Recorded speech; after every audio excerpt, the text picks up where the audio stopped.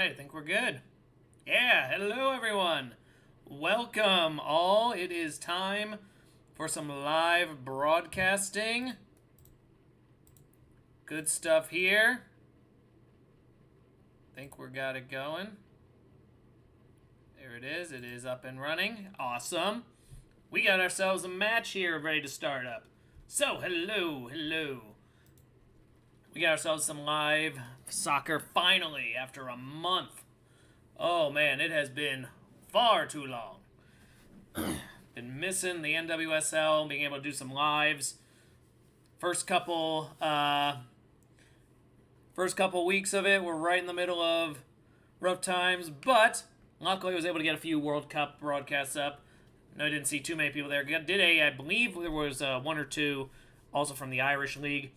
Might still get back into that once my timing's cleared up, especially as they get closer to the later run of the season. But we are back. We are ready. We've got two of the top teams in the league about to go at it. Just good vibes all around. So let's also start with the opening here. I am debuting a new outfit here. Yes, I am in full Angel City FC garb here.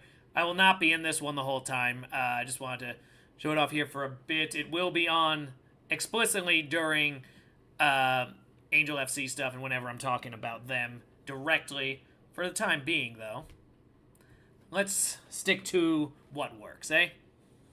All right, let's talk about this starting lineup that we've got here. So, we've got Gotham FC in a 4-2-3-1, Washington Spirit in a 4-1-4-1. As far as the goalkeepers for each teams go, number 30 for Gotham, we've got Anne-Katrine Berger. She will be starting. Meanwhile, Sandy McIver will be in goal for Washington. That is the opening there. Now, as for Gotham, they're running a 4-2-3-1. So, in order, reading from left to right on the goalie's perspective, we have Wrighton, number 18, Davidson, number 15, Sonnet, number 6, Purse, number 23. Then we have the effectively defensive midfielders. Well, we're about to start up. I'm going to let this timer go as soon as I see the kick go. By the way, if we haven't mentioned it, we are at Citi Field, home of the New York Mets, and also the effective home, or one of them, for both New York City FC and Gotham FC, though they are splitting across a few different locations at the moment. I really hate when this thing doesn't, go on the first click, but we're not off by much. I'm just going to let you know, 10 seconds. Okay, so mine is about 2 seconds slow. That's not bad. Would have actually been perfect if this thing had actually done it click correctly. But anyway, as for the remaining part of the starting lineup, defensive midfielders, Shapansky, number 11, Howell, number 7, the defensive midfielders for Gotham.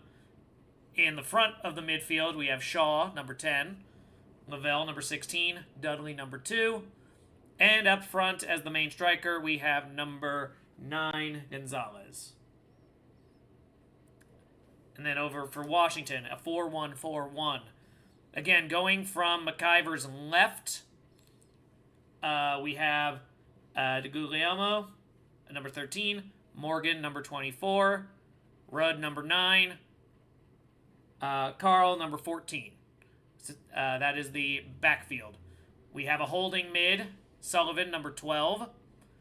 4 proper midfielders. Again, from left to right, we have Rodman, number 2, Santos, number 10, Hirschfeld, number 17, Colossi, number 19. And acting as the main striker, we have Cantore, number 27. I didn't mention McIver's number 18 in that. I don't think I missed the numbers there. But nonetheless, as the group, we do have plenty of substitutes on hand. As they become relevant, we will bring them up. But we are up and going. So, almost 2 minutes in. Right now, Gotham FC, the ones moving forward, they are wearing the white with what appear to be orange Met shorts from this distance. Washington wearing their away greens. A header coming in and stopped by the keeper. Very nice setup there up front. There was an attempt by Gotham to head that one in.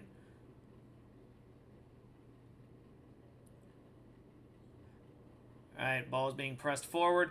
I will say this is a rivalry week, so they're using their alternate jerseys, which are more unusually colored, which is why it was a little confusing at first, because Washington Spirit normally do not wear Gotham's color scheme as their business. So, you know, that's going to be all kinds of fun. But here we go.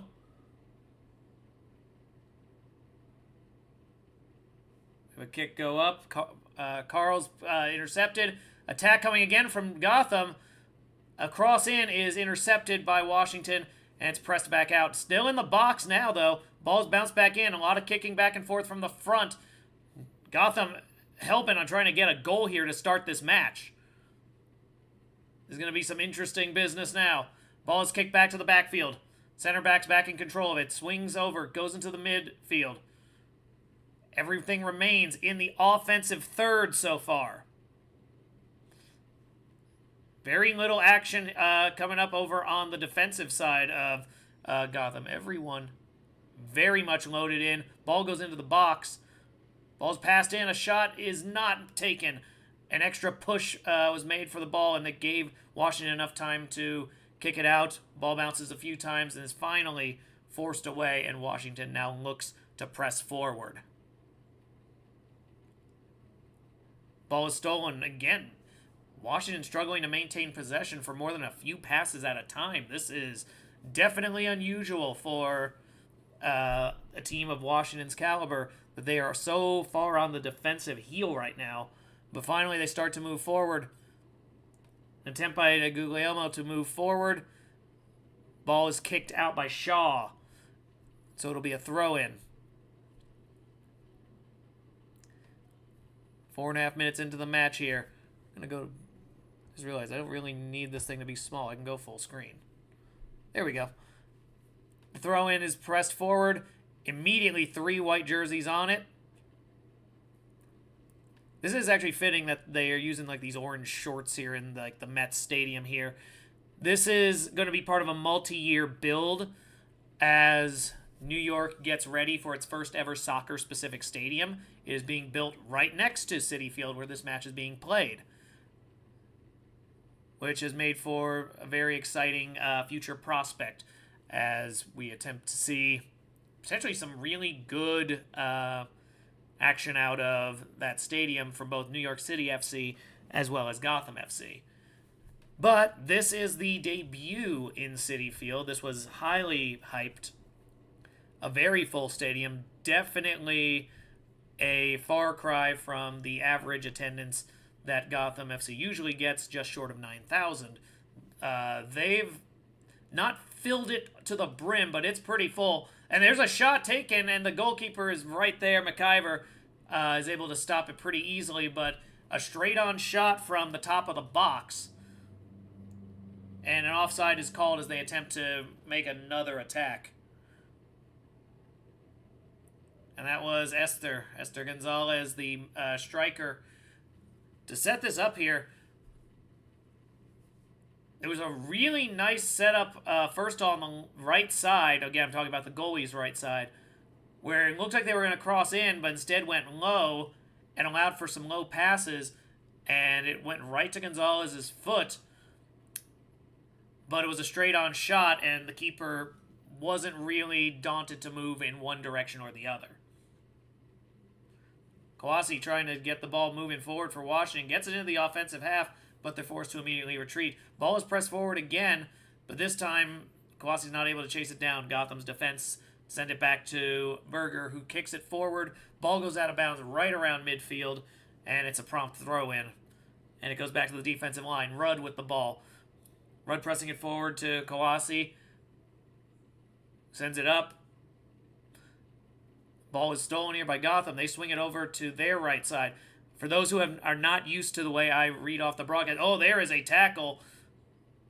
And they're saying it's all ball. I don't believe a whistle was blown, but Dudley was making a move for Gotham into the box and fell over. I thought it was going to be counted as a trip and could have been a free kick from literally, like, just barely 2 feet outside of the box at most.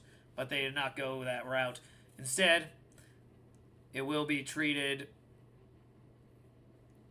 as a free kick to Washington. They start pressing it forward. By the way, there is one other match going on at the moment. Boston Legacy currently holds a 1-0 lead over Orlando. And that is, again, with 56 minutes gone. Standings for that matchup, as I'm keeping track of the live table, that would move Boston out of the bottom quarter of the league. Ball pressed forward here. There's a competition for it right at the top of the left side of the box. From Gotham, ball is forced out. It is looking, I think they're going goal kick. Yes, if everything holds right now, Boston would have 16 points, which would put them ahead of the Houston Dash, at least for now. Houston and Bay would have to win this weekend to get back ahead. And it would also put them even, at least on points, with the Denver Summit. Now, again, it's taken them half the season to get there, so every other team has matches in hand. So that is not likely to hold form, but still, it's a nonetheless important accomplishment for Boston as they continue their press. What would be bad for Orlando is this loss would keep them locked at 20 points, with Angel City and Seattle and Denver all with 2 matches in hand on them, easily able to get ahead of them. So it's basically a guarantee they'd fall out of the top 8 at some point in the next few days, because one of them is going to win their match. Kick made. Ball is sent backwards to Gotham's keeper. They are in control. They're expanding the field, though, a little bit. Incidentally, speaking of expanded field, as you know, this is a baseball stadium in the middle of baseball season. So in order to get around the dirt, there is what appears to be a patch job of temporary grass in place, as well as along the warning track. You can see the discoloration on the spots where it is. Ball stolen by Washington in the backfield. They now attempt to press forward, but ball stolen again.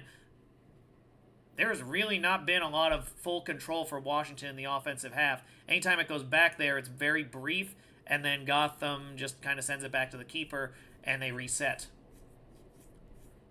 So as far as this first 10 minutes have gone, it has been squarely in the corner of Gotham. Washington, at this point, just feeling the pressure from the attackers on Gotham. They just kick the ball straight out the back, which is very much a moment that you would expect from a team that knows they're a little bit outmatched at the moment. Yeah, I don't think they were expecting this level of challenge. But yeah, Gotham has gone shock and awe here at the beginning of the match. Kick is being wound up. See what we get out of this. Here it comes into the box. There is a header attempt, a second one, and it goes over the goal. First one was on the far side. It was to try to center it. The second one actually goes for the net, but it goes too high. So no goal for Gotham here. It is worth noting at the moment, Washington and Gotham currently sitting at 2nd and at 4th respectively in the league. Gotham is holding to the 4 spot on the goal differential tiebreaker. They're at +7.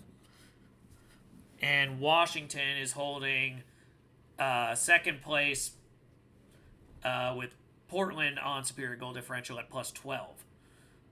San Diego is currently at the moment sitting in 1st place at 28 points. However, on the live table, this would be the 1 point Washington needs. That would level them. Their goal differential is superior. Here's another attempt in the box. A Pele kick by Gotham, and ball is bounced. Another attempt at the shot, and it goes out the back. Yeah, Shaw almost had a rebound shot, but could not get any power behind it because of how rushed it was. But we shall see.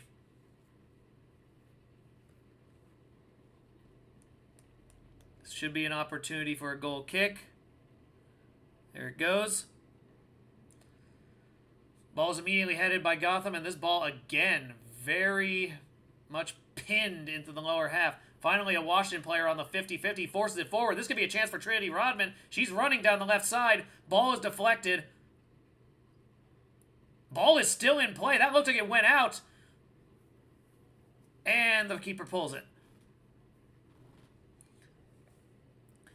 So she had attempted to go in the middle, had been deflected, and it was rolling out the back. It looked like the keeper had dove for no reason, but it actually kept the ball in play, which made it very dangerous as Trinity Rodman got another look at it. But this time the keeper was able to pretty much pull it down, as there wasn't really an angle to shoot. If everything was to hold right now, Gotham would gain a point and take sole possession of 4th place. Washington would move to 28 points and move ahead of San Diego on goal differential, with both teams having a match coming up this weekend. Here we go. Gotham again pressing all the way down their left side. Ball comes into the box. Shaw was trying to get position. Big time challenge. Nothing doing. Ends up in the hands of the keeper. So, once again, McIver getting plenty of play today. A lot of action so far for McIver. Ball is going out. They're calling a throw into Gotham.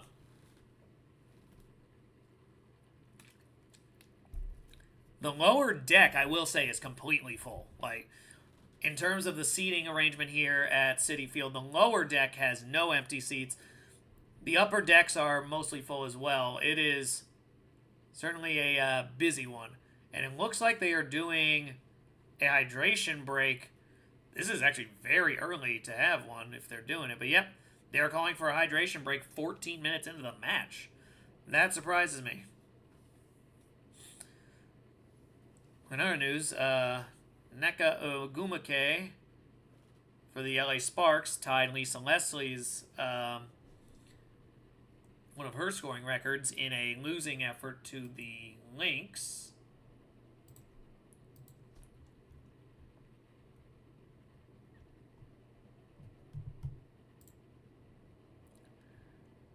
Right, so we sit on the hydration break here. What is nice is that we're actually seeing the game. No match interruption at hand, which is nice.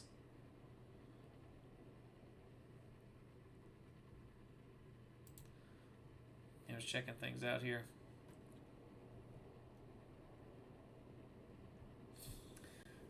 So at the current moment, just looking at the WNBA, and apologies, I'm putting some time into this as well. Minnesota Lynx now open up a 1.5-game lead on both the Aces and the Valkyries. Valkyries have a game tonight with the Indiana Fever, so we'll see what happens there. Aces don't play till tomorrow. But the opportunity exists for them to both get back within a game pretty quickly.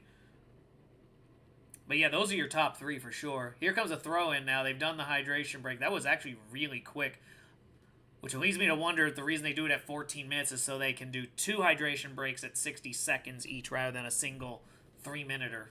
We'll see how they handle this.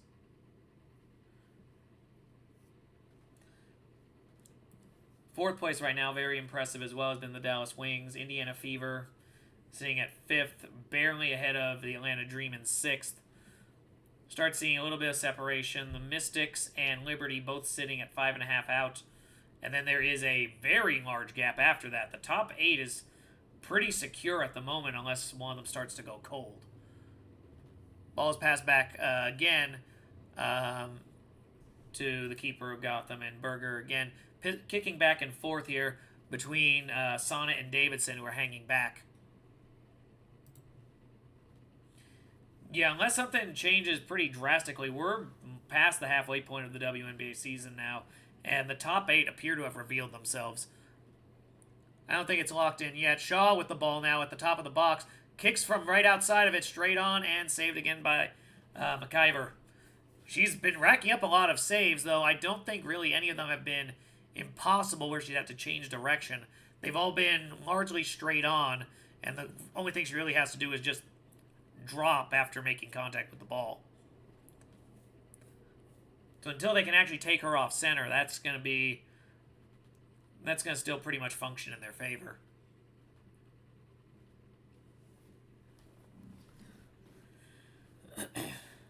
But yeah, I'm just following WNBA action here. That top 8 is going to be really interesting to see them play out.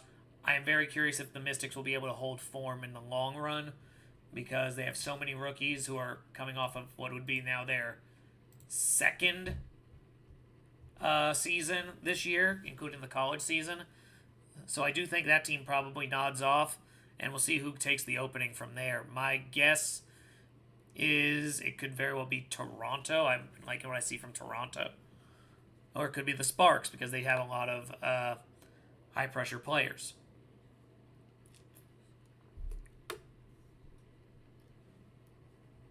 Getting back to looking at this one. 68th minute going for Orlando and Boston. Currently still 1-0. Meanwhile, over here, we've got a throw-in coming for Washington. 18 minutes into the match here. Ball is now in. A lot of back and forth kicks so far. The defense is holding it together. We're seeing, once again, it appears Morgan and Rudd are holding down the fort. Rudd with it, kicks it back to McIver, who's now outside the box. Swings it over to Morgan. Morgan kicking up to Sullivan, who swings it over to the right side. Almost able to chase it down, send it forward to Kawasi. Kawasi kicking it up. We have Rodman up in the top of the box, ready to try to make something happen. The defense of Gotham is not allowing her to get the footing to actually take the shot. Ball is headed out, and now it is forced away. It's very brief moments here, but when Washington's able to be explosive, they are explosive. McIver sends it back forward, trying to see if they can make something happen. Ball rolls into the goalie box, and Berger takes control of it.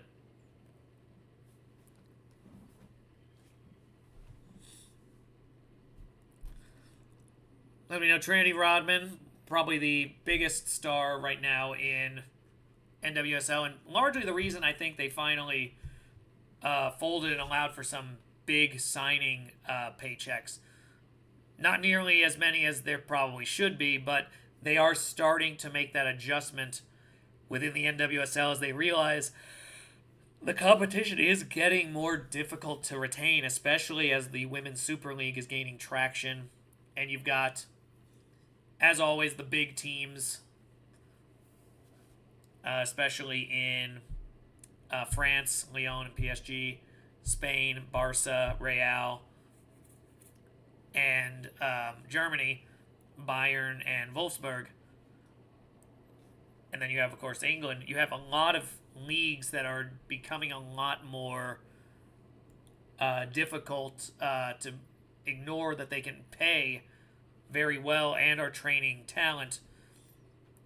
I'd have to assume it's a little bit of a wake-up call that when they ran the Champions Cup here, that Club America out of Liga MX Femenil managed to pull the victory against an NWSL squad.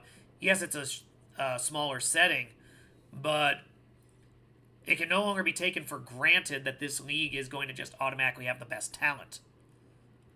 If they want it to remain that way and to be a centerpiece in women's football, they are going to have to grow and evolve alongside the world's leagues.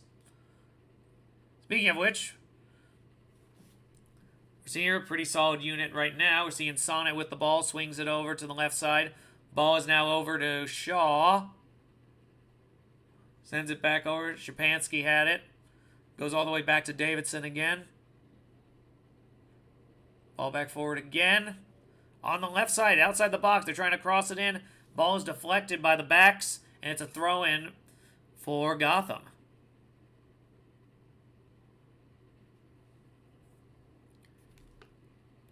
Here comes the throw-in. Looks like Shapansky did it. Ball goes into the box again. Here's another opportunity. Facing the wrong way. A foul is called.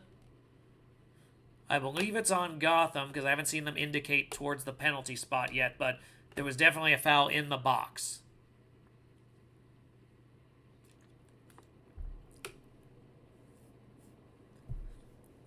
We also got what appears to be a ref cam. I'm not sure whose idea at ESPN that was, but don't do that.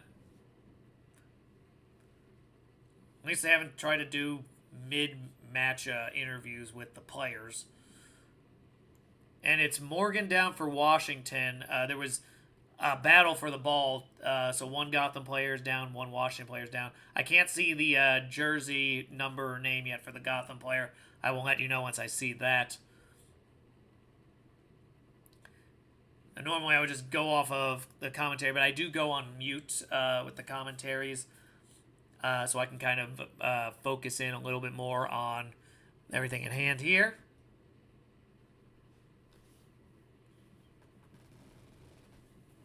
All right.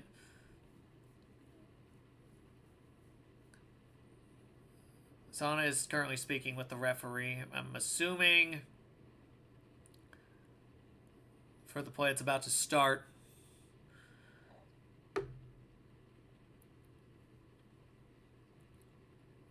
All right, so we're seeing Morgan doing sprints right now, or at least trying to move side to side, checking her mobility.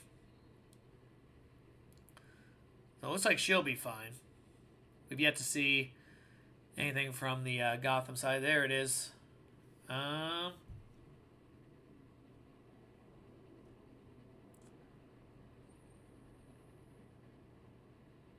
She is standing now.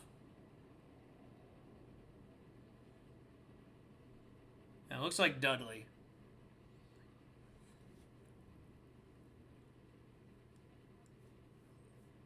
Alright, well, positive news. It looks like everyone's up and at it again, so that's at least good. 24 minutes in here. So far, no score.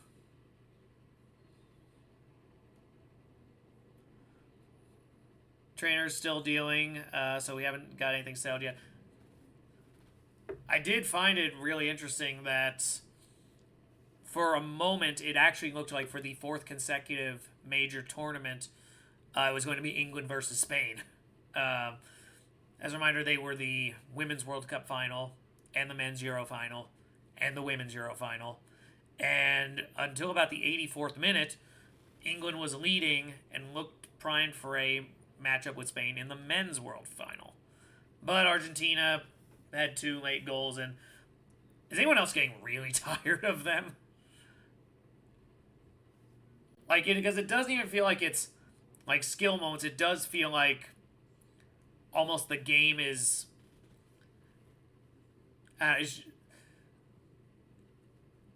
like the game itself is being set up for drama there.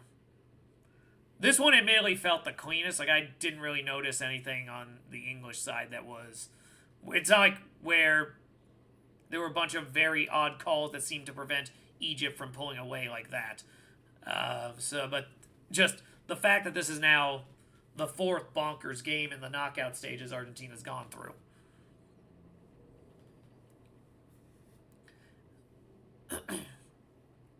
Anyway, ball is now being pressed forward by Washington.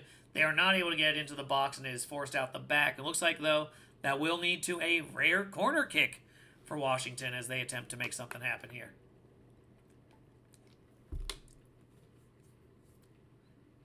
They're going to have Lacey Santos handle this one.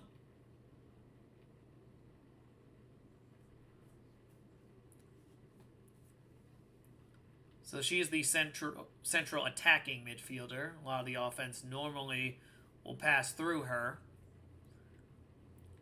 She has 5 Washington players placed in the box, very spread out. Here comes the 6th one running in.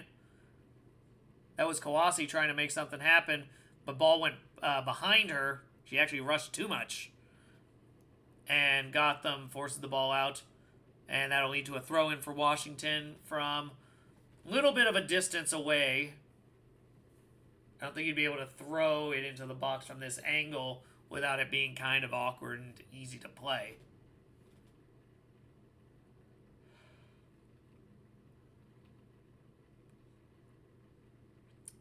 Gotham trying to put it away, but ball is stolen. This gives an opportunity here. Here's a setup from Rodman. Here's the shot, straight on with the keeper, and it is stuffed. Ball kicked away, and challenge is currently in a 50-50. No one has firm control yet. It's been going back and forth between the two players from each team as they attempt to settle control right at the edge of the attacking third for Washington. And they have Rudd taking it, sends it over to Morgan. Morgan over to Carl, presses it over, went to Hirschfeld for a moment. Now the ball is back on the left side. Whistle is blown, and it looks like that's going to be a foul called against Washington, and so that will be a free kick to Gotham, and that will end the attack.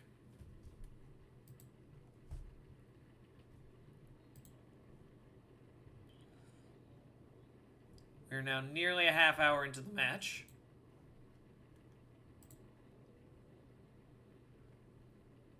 In the process, we also still have Boston and Orlando going.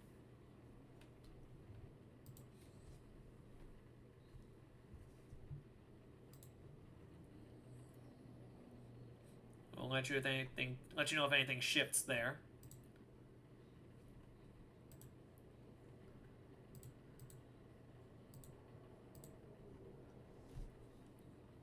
Currently, coach for Gotham talking with the ref. They're going to take a second hydration break. So they are doing two about 14 minutes apart, 14 to 15 minutes apart. So once again, everyone's taking their break in the action. So it'll be probably for about 60 seconds or so, and we'll be back up and running around the 30-minute mark.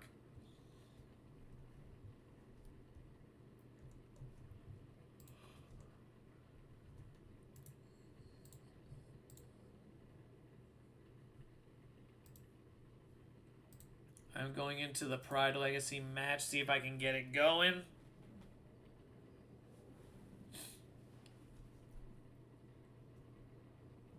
So that match is currently over 78 minutes in. That stadium is much less full than this one, Orlando. So I will talk about this one a little bit while we're on hydration break. And Boston has held this lead for a good while at this point. Orlando holding the ball defensively, trying to press it back into the offensive half. Walking it through. Hydration break appears to be coming to an end in a few moments. Here's a chance for an attack in the Orlando game. Ball is taken away by Boston. Kicks it back into the upper field. This is a very gorgeous stadium with very few people in it right now. Orlando has definitely been struggling here. If this holds, this will be Boston Legacy's first away victory. So first time claiming full points away from the friendly confines of Foxborough Stadium.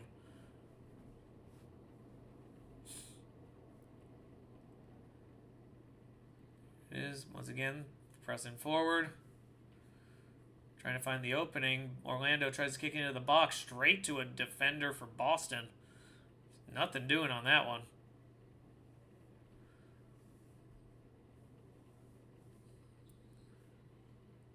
I will let you know when play has started back in the Gotham game as well.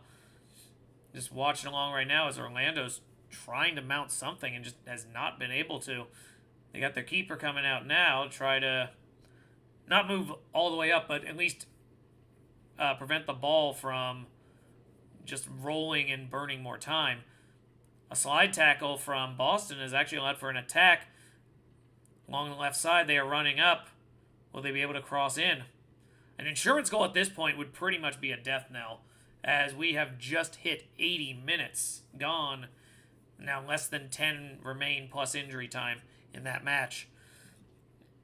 And that's timed perfectly. I will tell you more about that match as it goes. But first, Gotham has done its free kick. It's a backwards kick to the keeper. And now press along the left side as they try to get back into the offensive half. They're unable to do so, though. And here comes Washington along their right side, trying to find an opening. A lot of right side movement. They finally swing the ball over. That one's going to be Morgan.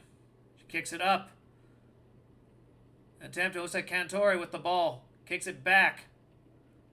Rodman with it. Sends it backwards again. This time back to Morgan. It's kicked over now to Santos, who now tries to recenter. She'd been pretty far off. Now she's trying to recenter herself on the field. Ball swung over to Rudd. Now it's up to Kawasi. Kawasi crosses in. Lands on a Gotham foot. Not out yet. Here comes a shot. Goes. The ball left the box. A shot by Washington, by Sullivan. Goes clear over the net, and that'll be a goal kick.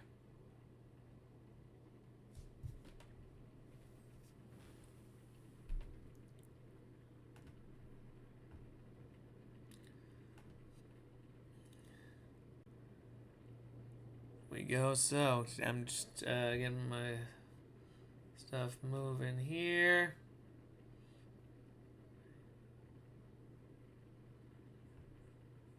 All right, there we go.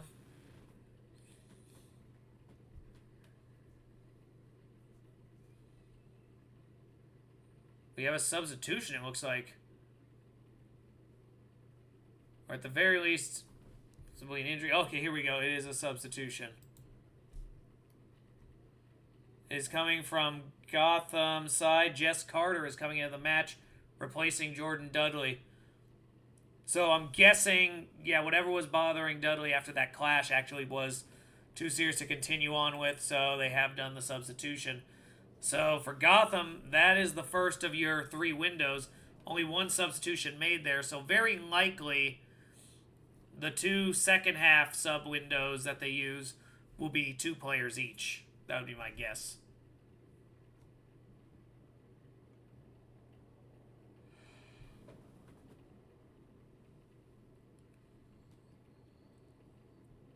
You see stretching happen as well. One of the players. I don't know if that's going to actually materialize into something, but something to be mindful of. It looks like there is potential for a second substitution at some point. We notice that as Esther Gonzalez on the ground. We're able to stand her back up, but she was having trouble getting up there for a moment. Nearly 35 minutes into this match, the ball is now more along Washington's offensive half, which has been a huge boon for them, but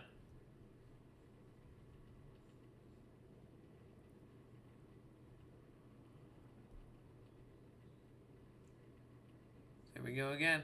Gotham with the ball. They send it back to their keeper, and once again, we'll see what Berger's able to do, sending it forward. Gets it to midfield. Ball is, there's a 50-50 header. Goes out of bounds. They are saying Gotham will throw it. Once again, stays with the defensive line. Over to Sonnet, who kicks it up. Wing up front side. Here's an attempt to run it forward. Gonzalez with the ball. Lost it. Stolen by Washington. Whistle is blown, though, first. Washington player down.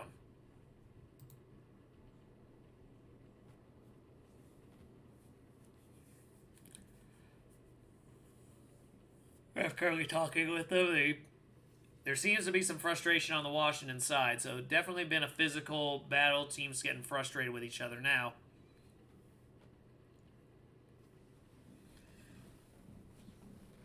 As promised, I am keeping tabs on Orlando and Boston as well. 85 minutes are now gone in that match. Boston still holds the 1-0 lead. They are still relying on the difference in score being Olivieri, who scored in the 18th minute. Ball still being pressed up. Finally, Orlando gets it away.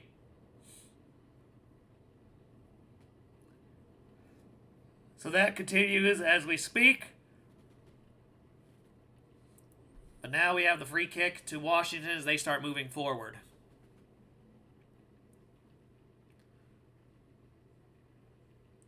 Ball is stolen. There's another attack coming here. Gonzalez trying to set something up. And it works! That was not a shot I was expecting. Gonzalez was able to send it over onto the left side.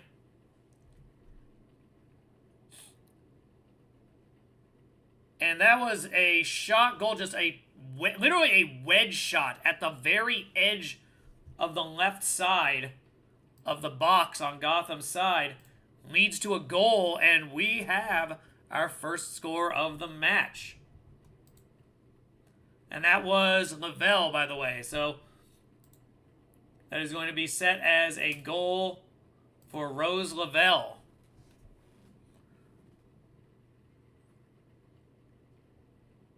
See, a good setup there. It was Esther Gonzalez stealing the ball, was able to swing it sideways over to Lavelle, who gets over to the left side and then basically does a chip shot from a distance. And it was angled just in such a way that McIver was not able to make a meaningful challenge on it, and it just soars over her head. I don't think she was expecting it to move that slowly. I don't think she was expecting it to move like at that high of a float. Like, it floated for a while before finally dropping down. Very gorgeous looking shot, just not one I would expect to normally go in.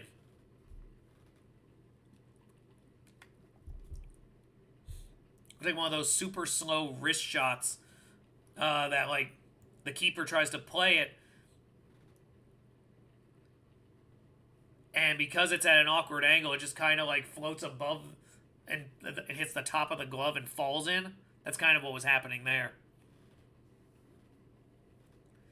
Boston is now in time kill mode, by the way. We are 87.5 minutes, so they are using a sub window to slow the game down.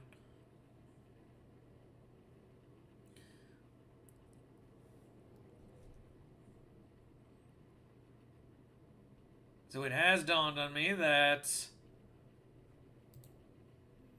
my timer is actually now quick. So at some point, this NWSL match slowed, and it was likely the commercial that predated, that came in partway through, that just slowed everything to a crawl. But I'm currently at 39:40, and the match itself is at 39:30, so I'm going to back this up 10 seconds.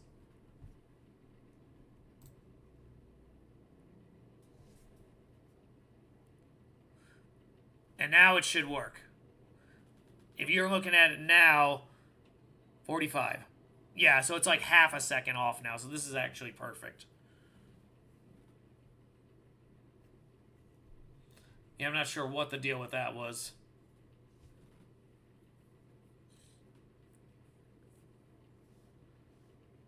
All going through, there's another attempt for an attack by Orlando in the box. Again, I'm keeping track of both now because that game is rapidly attempting its conclusion. Banda trying to get a shot for Orlando, just not able to get a clean one. They are swarming her and preventing anything. Ball deflected. The goalkeeper's going to have to chase that one down because Boston just kept pressing forward in an empty alignment. That could have turned ugly. In any case, that is in the 90th minute. Specifically, is at 89:30.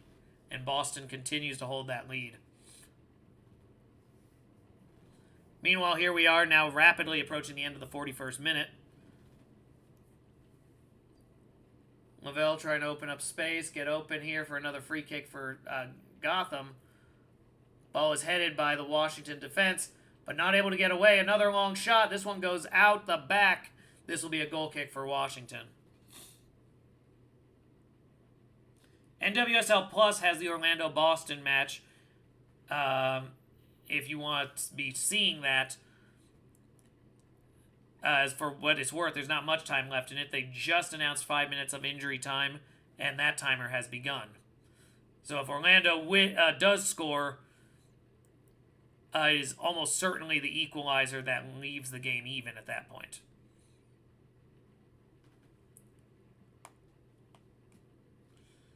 All right, so here we go. Gotham again, crossing it into the box.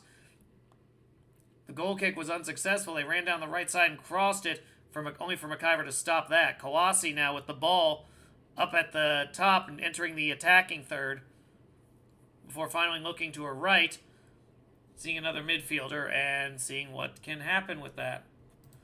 It was like Sullivan came to support as the defense started to mount, and they finally are forced to just kick it back over to their defensive half.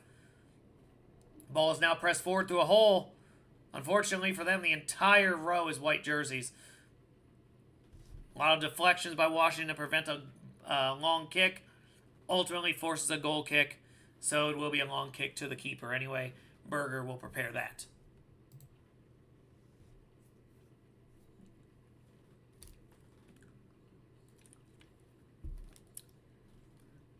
Oh yeah, Gotham been looking really solid so far. Definitely one of their more aggressive games from the start, and then there has been a flow to this match. A lot of attacking early. Washington kind of controlled the middle third of it, and then after the second hydration break, it has been, once again, all Gotham. So, seems like these hydration breaks are actually working out perfectly as momentum adjusters. The teams are actually using them to plot adjustments as they go, as you'd expect of two teams near the top. Here's another play near the top of the box, a run-in. Nearly another shot on goal, this time for... it looked like Shaw was going to get a look at it, but no opportunity able to take advantage.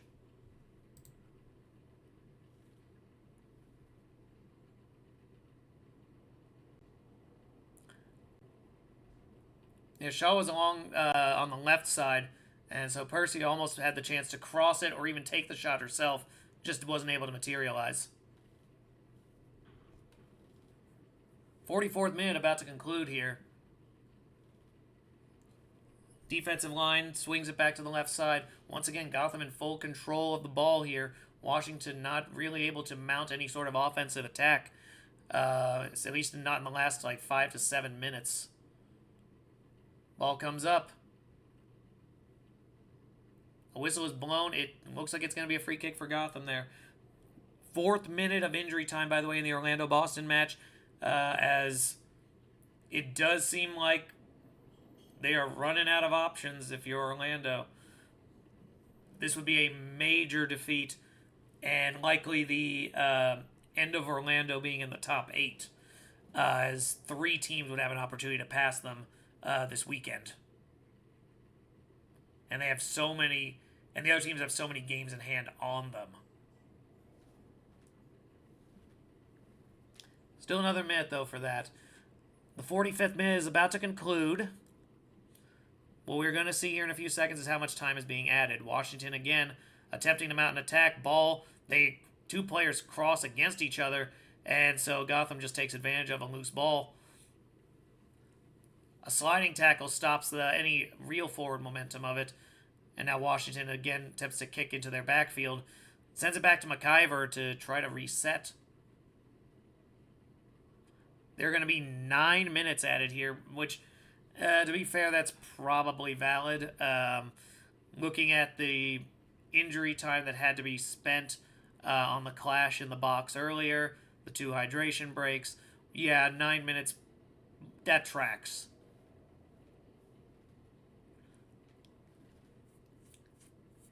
Going to temporarily look over here to see the finish here as Boston leads Orlando with 94:40 gone.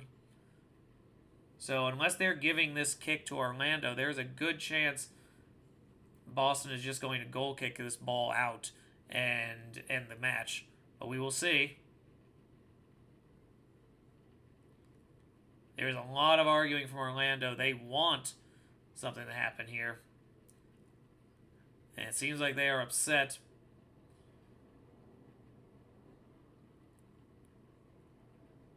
Yeah, they want a foul called because she fell over, but I don't think she was really... I don't think the Boston player was really interrupting the flow. If anything, the Boston player looks hurt. They're checking on her now. That happened right before the 5-minute mark, so it is possible they have 30 more seconds to play once things get active. for the time being, let's go back to what we're looking at in our main game. Just saw a free kick from the keeper. Berger sends it over to Sonnet. Sonnet sends it over to Jess Carter. Carter's able to get it a little control, but then it's forced to go out. So Washington again with the ball. This time 2 minutes gone in the injury time.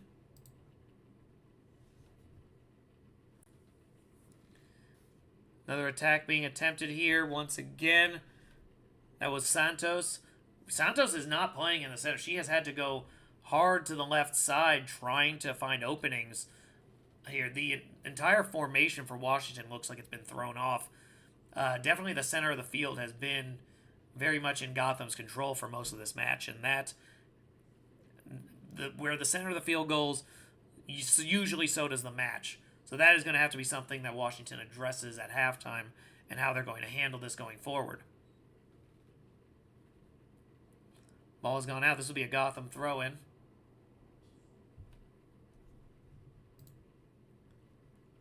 They've not blown the final whistle yet. Boston is dribbling around the outside of the box, not even looking to shoot. They're just trying to hold possession until the ref just blows the whistle on it.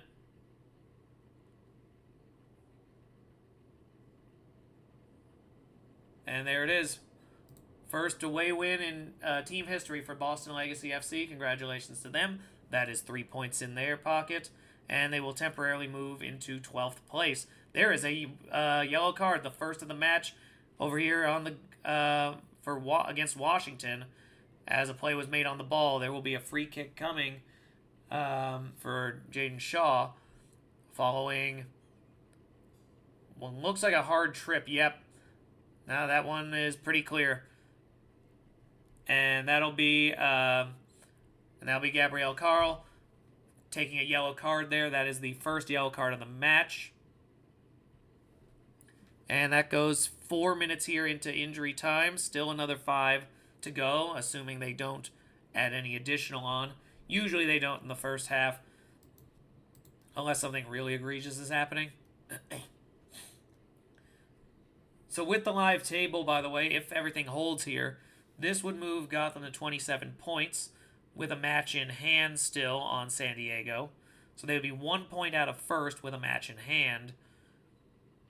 That said, they would still hold fourth because Portland would maintain the goals for tiebreaker, though they would also have a game in hand on Portland. And Washington would still keep it on the goal differential. Gotham would need to win by 2 additional goals here in order to jump Washington in one shot. 1 additional goal would put them ahead of Portland. So we'll see what happens here, if any of that materializes, or if there's an equalizer. Here's a chance for an equalizer as there's a header, and Rodman heads it over the net. Really good cross, but the problem was, as far down as it was, there was virtually no chance for Rodman to actually score off of it. It was at an angle where the keeper was basically dead on in front of it, and there was no way to loop around it, so the only option was to try to go over her, and that's a level of exactness you ain't gonna get in. You ain't gonna be able to do intentionally. So once again, Gotham taking the ball. Really solid game here on from Gotham. They have shown a lot of preparation. They've had a good game plan. And I think they are just playing an emotional high from being in front of what appears to be a 90% full Citi Field, which puts, if I recall correctly, the New York Mets Stadium is a 35,000er, something around there. So yeah, you're talking about over 30K here. That is a major increase compared to what they would normally see. Especially considering Red Bull Arena. I'm not even sure Red Bull Arena has the capacity to do that. And it's an actual soccer stadium. I don't even think the stadium they're building has a higher capacity than this. So this has been quite the coup for them in order to gain such a high audience. So here we go. Here comes the free kick. There is one coming up on the offensive third for Washington. They've got Morgan acting as the kicker.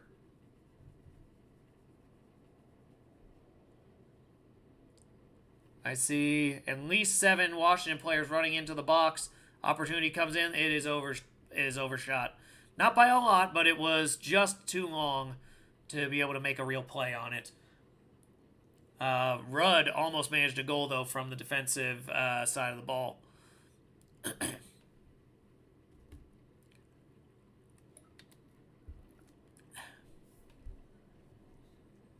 Yeah, my water bottle is almost empty here as well. I will need to reload as we get close to the halftime here.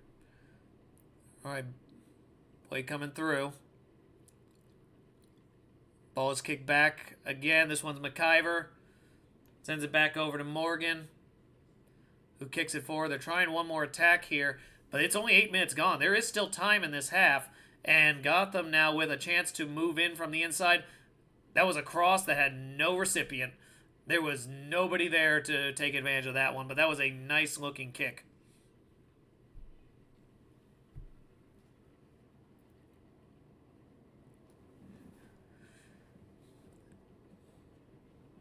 All right, ball is currently being positioned for McIver to kick a free kick. She has got it basically right on the part where the temporary grass and the permanent grass are divided. So you can actually see like what appears to be 2 completely different sets of grass from where she's standing to where the kick happened. Again, sending it forward, trying to mount some type of attack, but it ends up in Gotham's feet. Will they try to mount one more attack before halftime, or are they just going to let this go? Here it comes. They are deciding, yep, they're just hanging on to it. We are at halftime.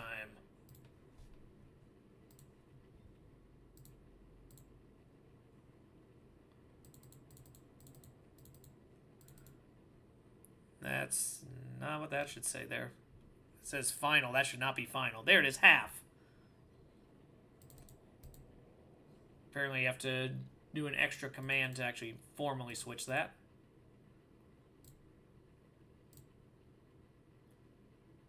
Alright, I've got the timer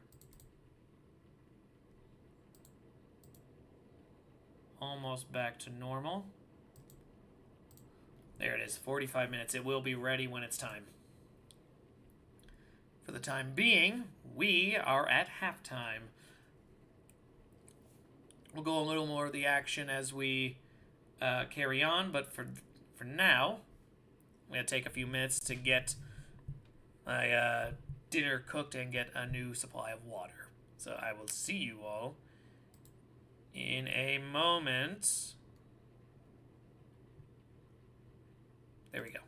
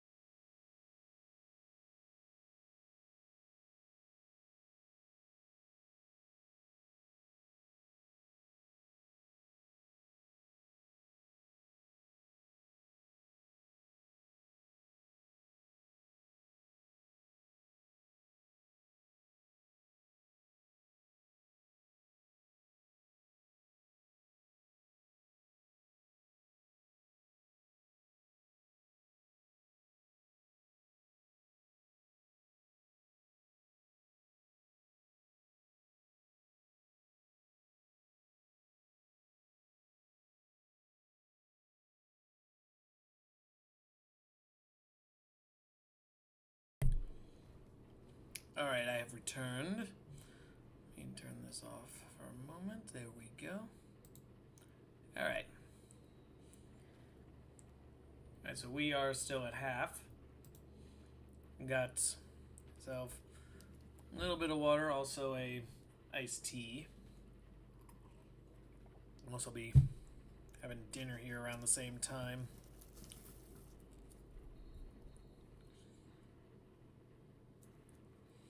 Discovered is now that Costco sells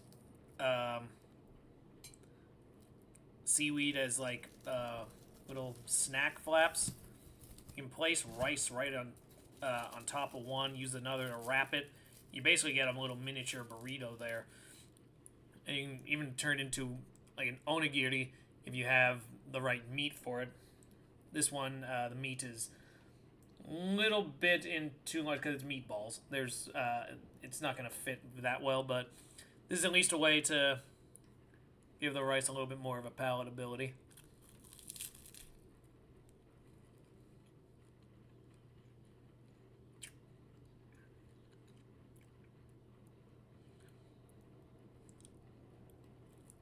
Alright, so we have reached the start of the half. Good. Timed out perfect. Let's see if any other shifts to the lineup have happened. As far as I can tell, no. It is looking like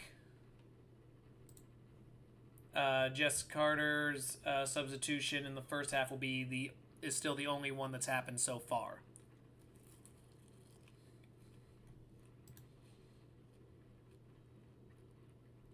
So again, just looking at the table so far, this result would keep San Diego in first place. And then the order of 2, 3, and 4 would just hinge on how the scoring here goes the rest of this match.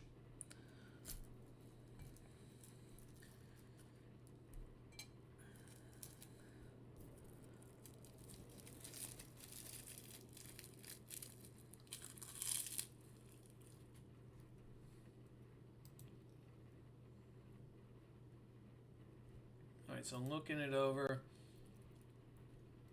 Just looking at the matches here, I haven't done a full preview. I did preview Friday's match coming up with Kansas City and San Diego. That's going to be a really important one standings-wise. Just a moment, I do need to deactivate that and start the timer as soon as a kick happens. Washington is kicking off this one right now. Just waiting on the green light from the ref.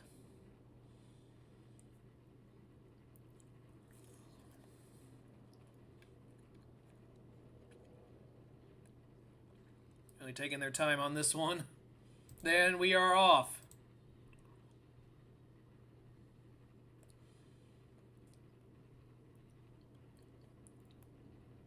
Oh, there is a substitution.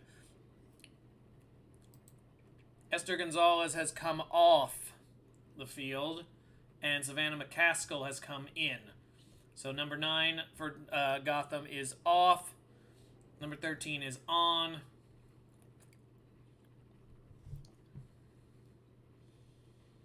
That is likely an alteration of strategy towards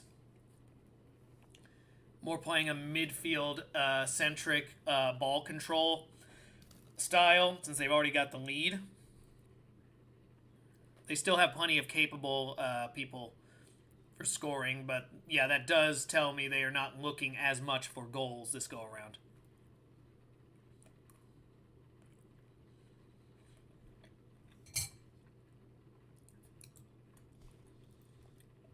Yeah, these two teams also have some very important matches this weekend. Gotham will be the morning match on Saturday the 18th, so that's this Saturday. They will be hosting Seattle Reign, who last week got a big win against Portland. Washington will get to wait until Sunday, where they will face Boston, who just got their first road win.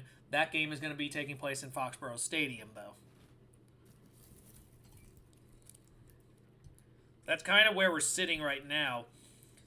Washington should be able to get themselves a 3-pointer, though they are facing a team that is playing surprisingly sharp since we got back from break. So that should make for an interesting Sunday matchup. The Saturday one for Gotham, at the very least, it's two teams with somewhat hot hands. So definitely going to be an interesting one. Gotham should have the edge in that, though, being at home.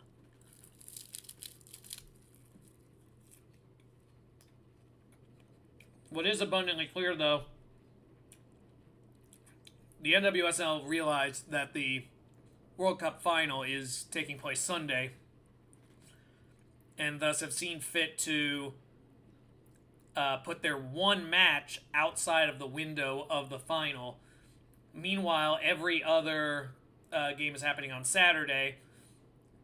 I believe at least a couple are in direct competition with the third place match, but I think they're also assuming people aren't going to pay as close of attention to the third place match. Which is valid.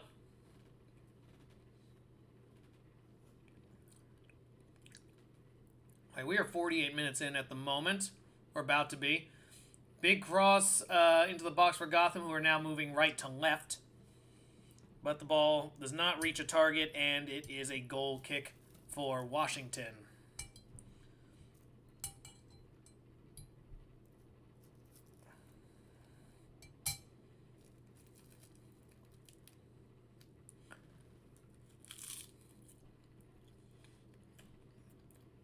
Again, going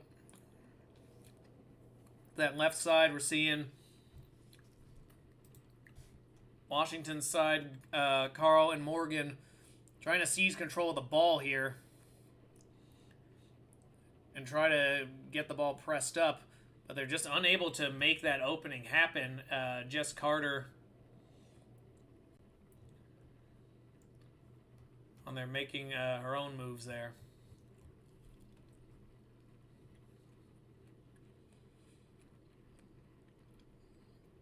Got the free kick coming.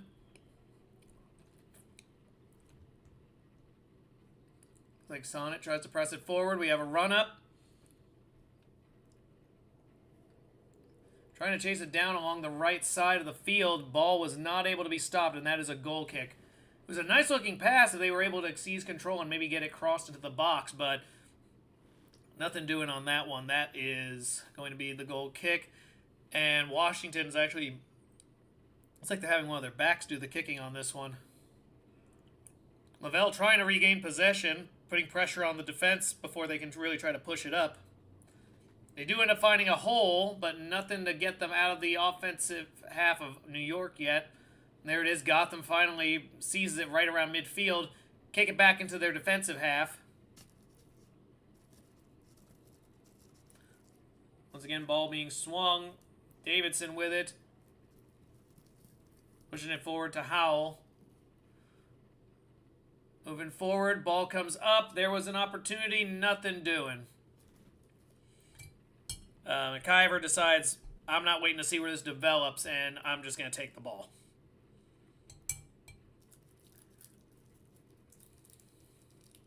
Wise choices being made here by Washington as they try to regain some semblance of control over this thing. Problem is you are nonetheless behind and playing on the back heel.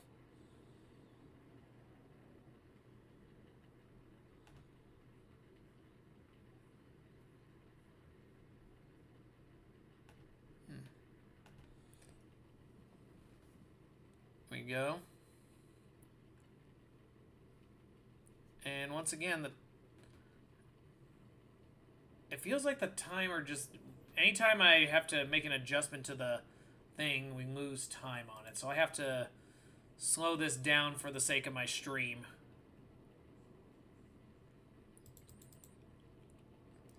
There we go. It's basically timed perfect now. We'll see if that holds. We're at 51 minutes now. So again, about half second off now.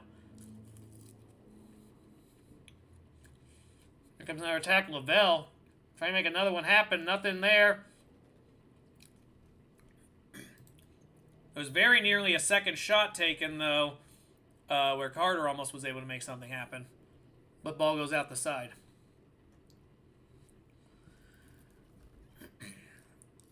been a very aggressive match so far in terms of getting a lot of opportunities, at least putting the pressure on. We do have a corner. This one actually did go off somebody, so this one is a corner kick. It's going to be right in making the corner attempt for Gotham. A lot of white jerseys in the box, which forced Washington to load in as well. They are able to seize control, but now they have to try to expand the field back out. No whistle blown as the two basically drag each other to the ground. And ball ends up going out of bounds. This will be a throw-in for Washington. That was the opportunity they wanted.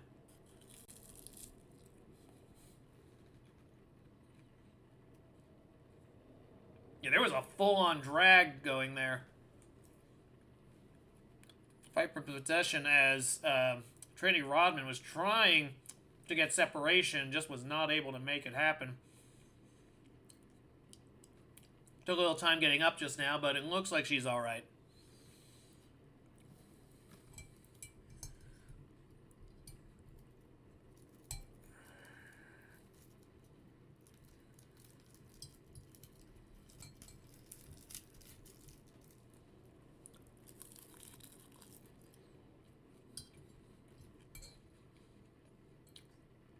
Out of a 50-50 ball right now. Ball goes out of bounds again. This will be Gotham's. Still waiting for the throw. There it is. 53 minutes in here. Another whistle blown. And now suddenly we've got a very frequent interruption of play occurring.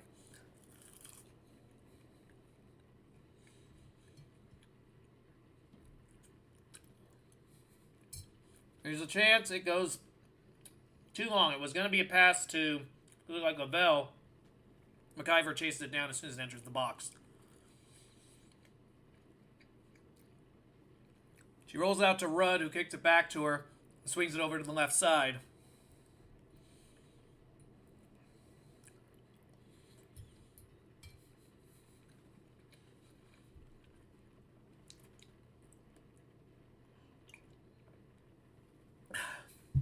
All right.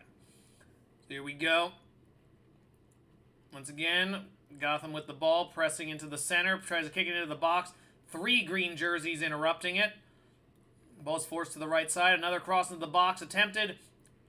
McIver gets into the passing lane and pulls it off.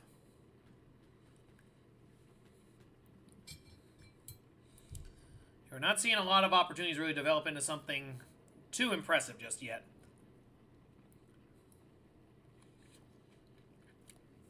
It is fitting that the only goal that's gone in today was kind of an off-speed wedge shot that was difficult to time and difficult to get the full depth of until the ball was already going past you.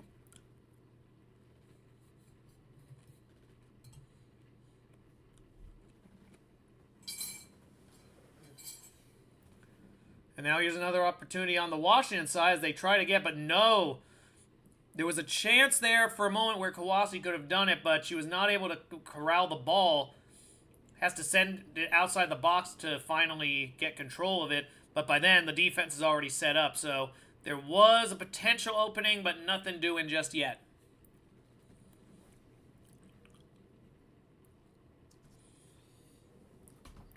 A lot of back and forth so far. No clearings yet.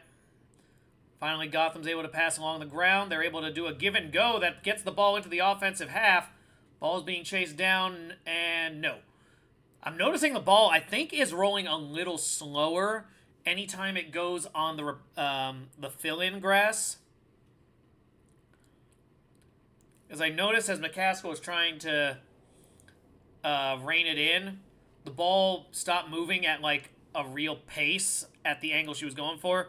So it was much easier for Washington to play it. So, unfortunately, that might be something they have to deal with anytime they're on this field until they can get a permanent replacement thing going.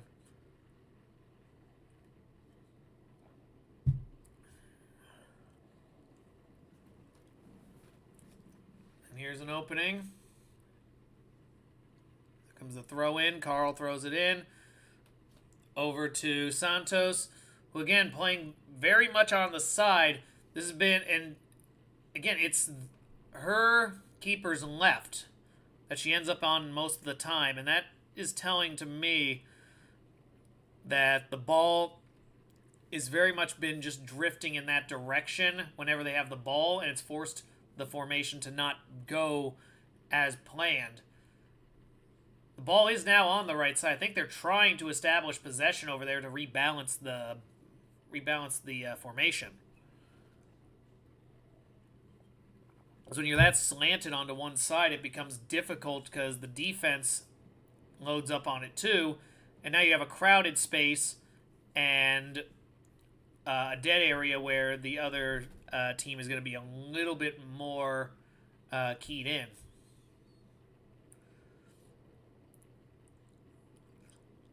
And here we go. Gotham player falling over. This ends up allowing the ball to roll over to Washington. Here's a chance defensively to make something happen. Morgan swings it over to Rudd. Kicks it back to McIver, who is outside the box. Looks to be trying to set something up with the midfielder. Makes the kick, but it has to go right back to her because of the pressure by Gotham. A second attempt, it's going to be likely the same thing. No, she's going to try to play it, and it leads to a trip up, and that's going to be a foul by Gotham, so that'll be a free kick. I do see Sam Kerr. This is a big one here. Sam Kerr, formerly of Chelsea FC, a big signing that had recently happened. She is warming up, or at least she was out of her seat. Which leads me to think she is going to be in down the pipeline here, as we are approaching the 1 hour mark and a potential opportunity for a substitution to happen. First up, though, here's another chance for the ball. Goes into the box. A shot taken and over the net. Cantore had a look at it, but at that point she was too far in. The shot didn't have enough time to come down and drops just as it's passing the net. It also looks like it might have been deflected, though, because the ref is giving Lacey Santos the ability to go set up a corner kick. So Santos has been kind of taken out as a factor for a good bit of this match. So here's her chance to really involve herself with quite a few Washington players bunched up around the penalty spot. Now they're moving out, and that leaves a wide open space for Berger to pull the ball down. Ball is thrown. Gotham right near midfield. Launches it forward. The ball is too far out. This is going to roll over to the keeper, no problem. McIver throws it. This one going to Carl, who kicks it back to Morgan. Now it's a swing. No, they're not going to swing. They're going to try to go into the midfield, and that ball is stolen. Here's another opportunity into the box. Here's a chance, and the ball is taken by a sliding McIver as a shot was very nearly coming in there. That would have been a point-blank fire for Gotham had that worked.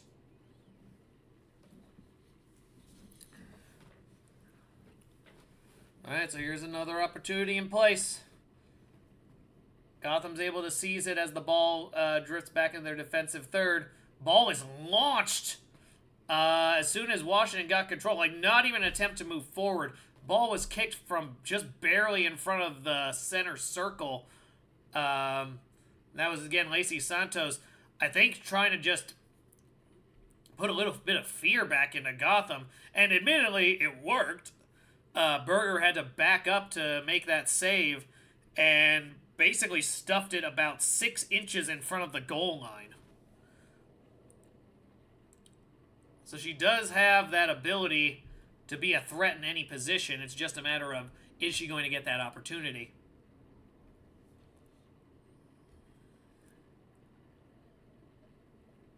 Another launch, this time, though, not accurate. This one goes out the back and hits the Mets bullpen.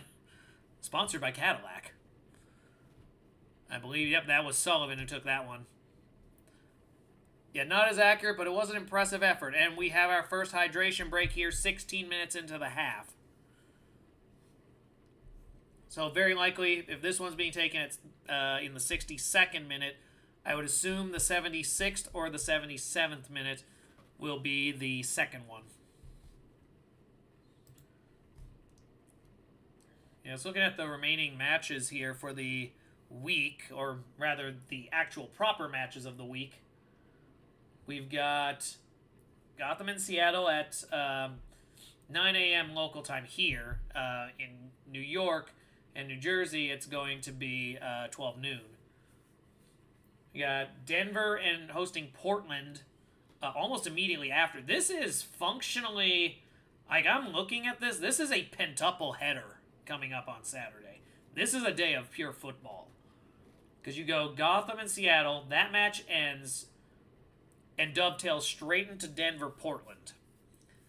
That match will end around 1 and dovetail into Bay FC hosting North Carolina. That match likely ends around 3, so there is about a 30-minute gap, and then Chicago hosts Angel City at 3:30. And then, as soon as that one's done, around 5:30, that'll open up about a 15-minute break before Utah Royals and Orlando Pride play at 5:45. Again, I'm going on Pacific Standard Time when I'm saying these timings. And in the middle of all that, Racing Louisville and Houston Dash will be matching up at 5 o'clock while Chicago Angel City is wrapping up. And it should be basically finished with the first half around the time that Utah and Orlando are getting started. So yeah, very busy Saturday of action. I'm looking at right now where these are going to be broadcast. So I'm going to go into the NWSL site. There should be an actual schedule for this. So, the Friday match, Kansas City-San Diego, is on Amazon Prime, because of course it is.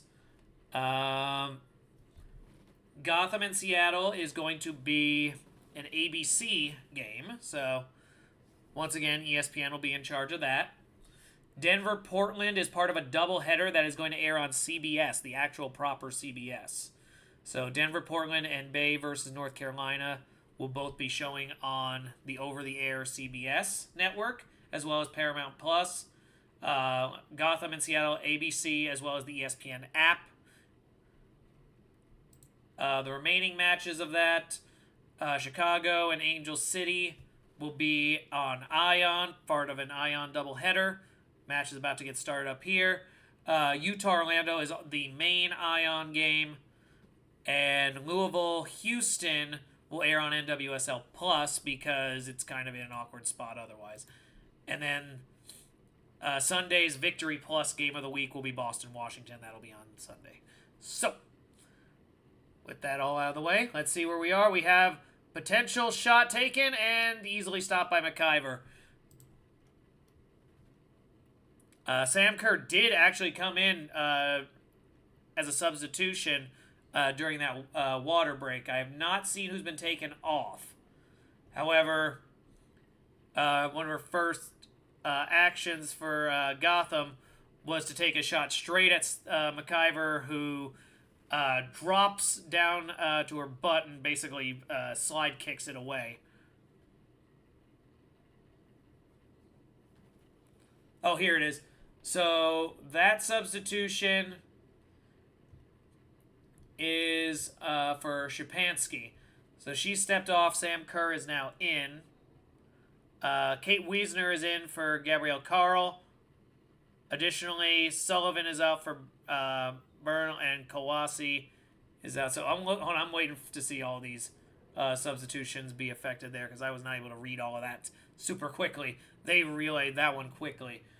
But as halftime, I don't believe is part of the sub windows. That means Gotham has used 2 of their sub windows. That leaves 1 to go. They have only done 2 substitutions.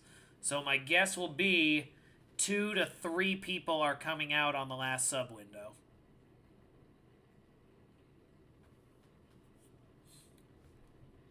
Yeah, there it is. So Carl leaves the game at left back and is being replaced with Kate Wiesner, number 6. Once again, we have an attack coming here with Lavelle trying to get into the box. Not able to seize control. The defense of Washington continues to provide difficulty on that front.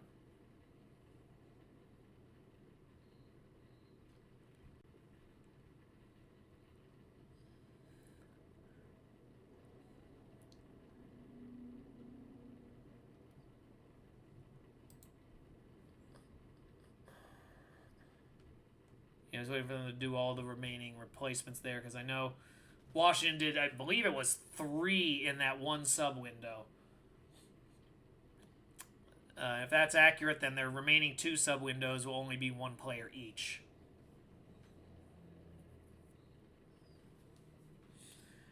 And that probably is fitting. Again, you want Carl off because you don't want to risk a red card. And as for the other 2, you might be trying to garner a little more aggression up front. So yeah, it is Sullivan and Kawasi out. Rebecca Bernal and Gift Monday are in. So number 4 and number 21 are in the match now. My guess would be Bernal is going to play in the holding mid position. And Monday will take Kawasi's part up near the front.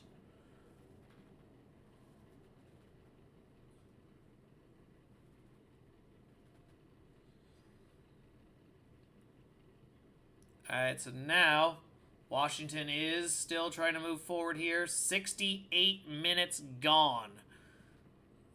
So the pressure is on. Ball is lost. Pass by Gotham intercepted. Ball goes into the air and control is seized by Washington. They try to send it into the box. Blocked by about 2 different Gotham players. And the whistle is blown. That's going to be a free kick for Gotham.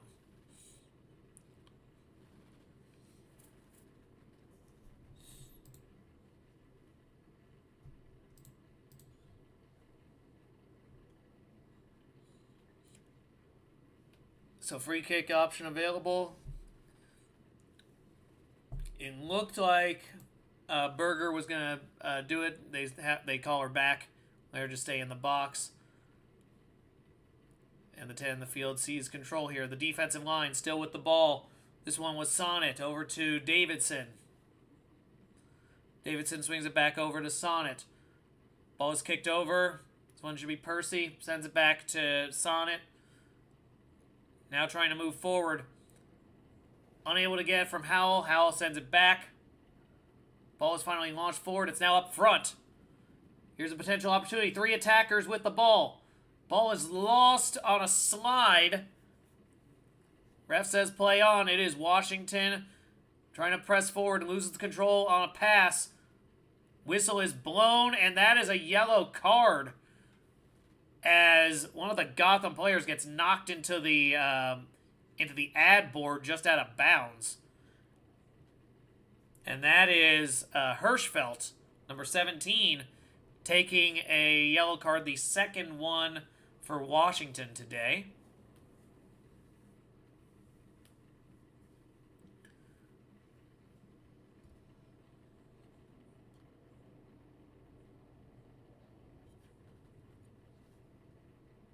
We are 70 minutes gone now. This will be a free kick for Gotham right in their attacking third, near the back of it. Near the sideline, it looks like they're going to have Lavelle take this kick, though they also have called in a second.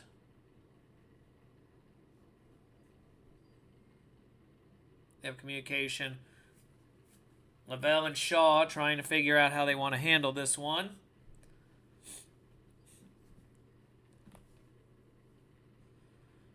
I see 5 white jerseys lined up just outside the box and a 6th, another probably 10 yards back. Once again, the highly inconvenient ref cam.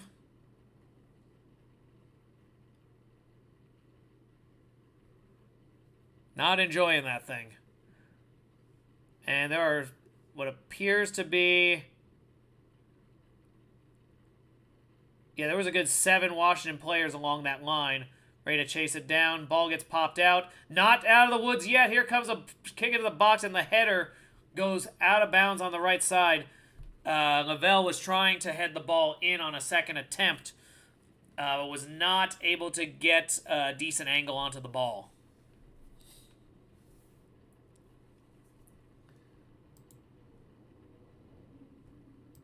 You know what? I am very Just here, I like this double header thing that they got going here. I think I'm gonna run the full double header on Saturday.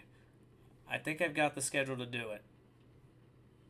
So if that is what happens, it'll probably be treated as 2 separate streams. But Chicago, Angel City at 3:30, Utah, Orlando at 5:45. Normally I would just do the 5:45.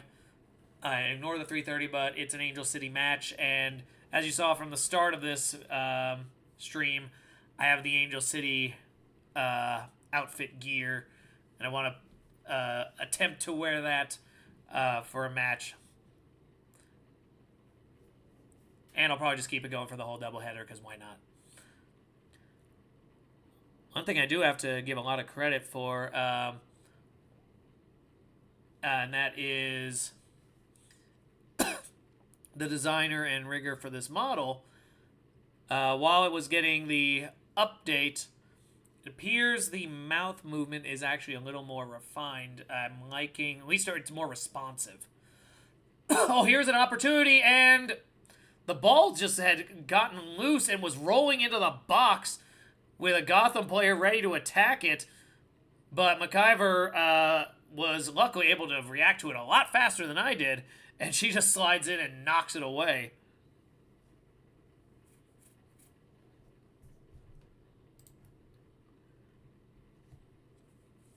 At the very least, we're getting very used to McIver as a quality goalkeeper, because she has constantly been under the pressure of Gotham here. DeGuglielmo makes the throw in for Washington after that kick goes off a Gotham player and sends it out of bounds. Ball's gone out again. I think the ref is signaling another throw in for Washington, which is being met with what appears to be open frustration from Sam Kerr. Ball is taken by Gotham momentarily, but stays with Washington. Ball is pressed up. It's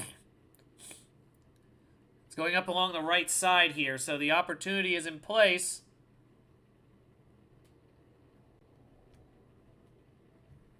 Monday tried to make something occur. Nothing there.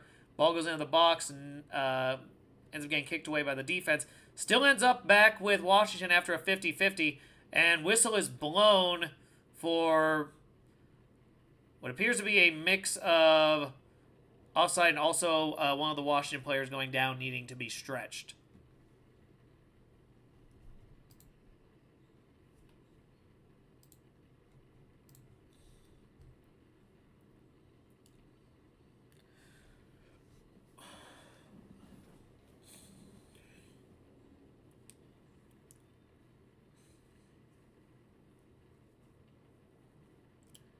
And here's another opportunity here. We are 75 minutes in. This is a free kick opportunity. I am trying to get a look at the angle here. We got 2 players down to trying to figure out who's going to take the kick.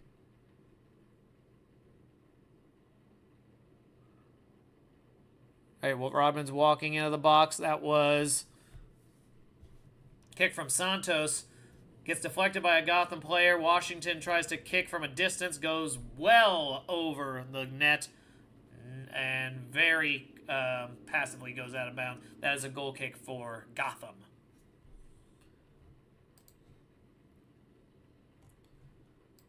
We are getting dangerously close to that second water break here.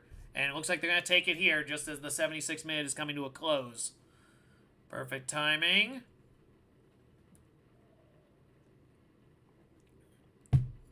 Been a very busy half so far. And in spite of everything, as we look at the live table, still no shift to the action. Gotham is looking for that second goal that would put them ahead of Portland for third and also put them within a goal on the goal differential of Washington. It would be +9 versus +10. In terms of best goal differentials in the league, Washington at +11 is the strongest, followed by Portland and Gotham at +8 each, and then San Diego and Angel City both have +6.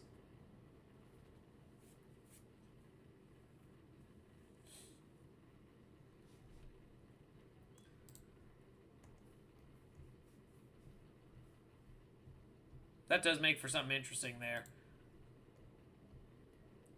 As when you look at goal differential here,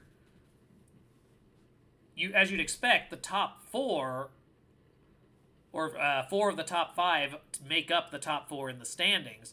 But then Angel City, because of their extremely hot start, and the fact that all their losses are by one in really late game situations, they still remain in that top five position ahead of all the other four teams who are ahead of them in the playoff picture. So that does tell me we have an interesting setup going forward there. But for now, the players are getting off of the sidelines. I think a sub window just happened. I do see the lights going up, and I see substitutions happening. So I'm going to keep an eye out here, and I will let you know whose it is. All right, here we go. Midge Percy is out for Gotham, as is Wrighton. And it looks like it's just two. So their final sub window replaces two players.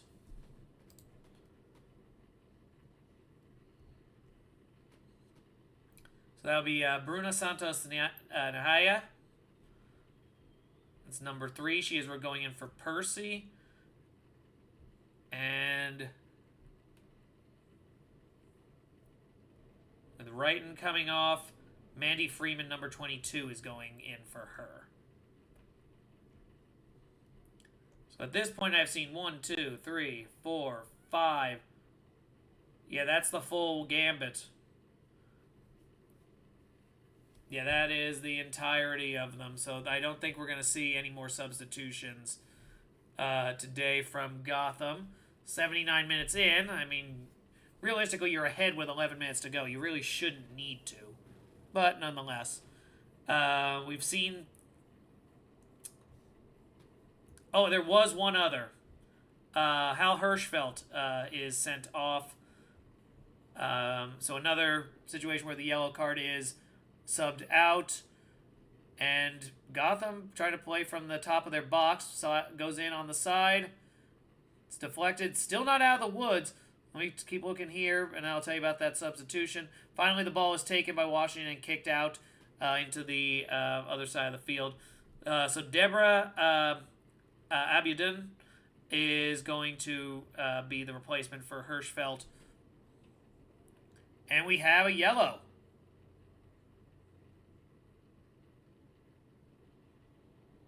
This one is on Gotham as we approach the end of the 80th minute. Let's see here. So it was, play against Gift Monday. We saw Sonnet try to make a play and ends up, oh no, never mind, it is on Gift Monday. I thought it was on Gotham, but when she reeled off, it caused Sonnet to go down.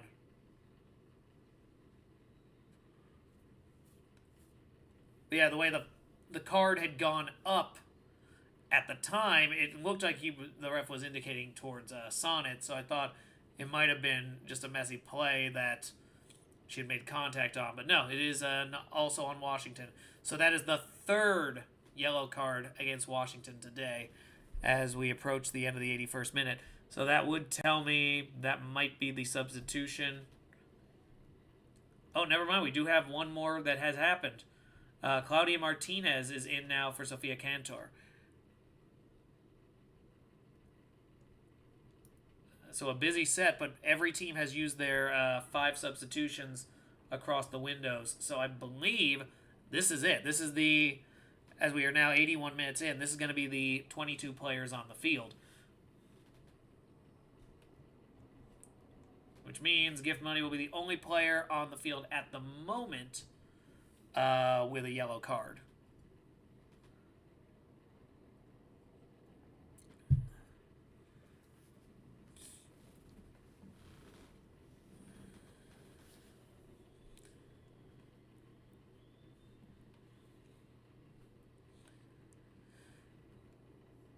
And so what we're looking at here, it remains the one goal.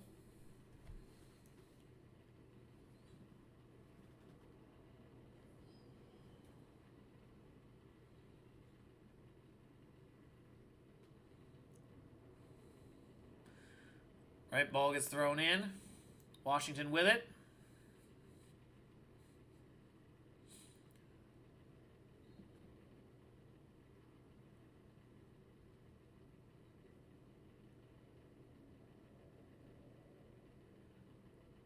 And we have free kick coming to Washington here, as there was a little bit of leg checks on the play as they were all battling and jockeying for position.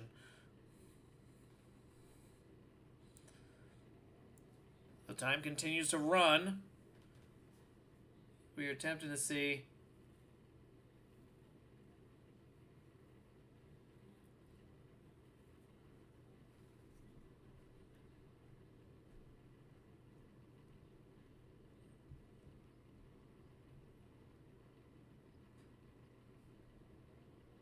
So, the thing I'm looking at here.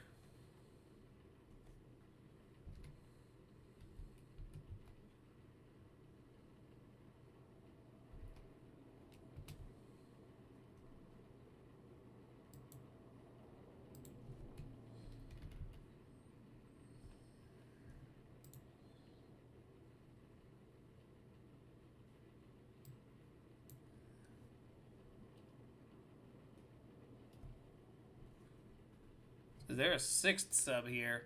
Because that is another one. DeGuglielmo is out. And Elizabeth Say is in for Washington. So is that another window?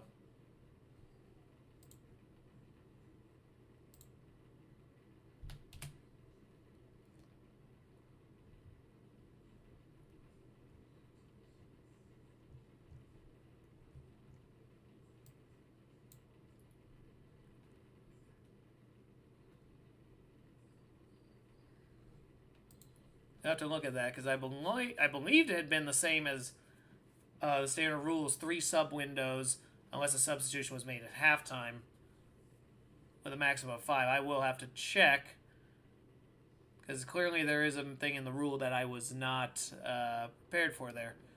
It's all right. Learning as we go, guys. Once again, Washington prepping here, 84.5 minutes in. Morgan trying to press the ball forward. Gets led to the sideline. The ball is forced out. And who are they going to give the throw to? I believe it's going to be Gotham, as I'm seeing a lot of Washington players move out away from it. So tonight, the attendance at Citi Field ended up being 42,175. So that stadium is actually bigger than I thought it was. That is going to surpass Wrigley and Oracle Park's mark. So this is the highest attended NWSL match that took place inside of a baseball stadium. So the only way that they could really top this would be to go to like Dodger Stadium and run like an Angel City match there. And we do have a yellow card again as McCaskill gets sent to the ground. And the bookings are starting to add up for Washington. It's becoming an issue.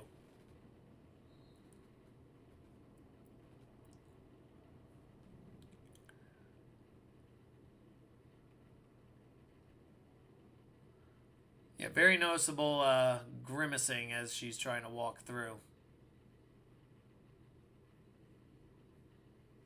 And that was Rebecca Bernal, who literally just barely came in.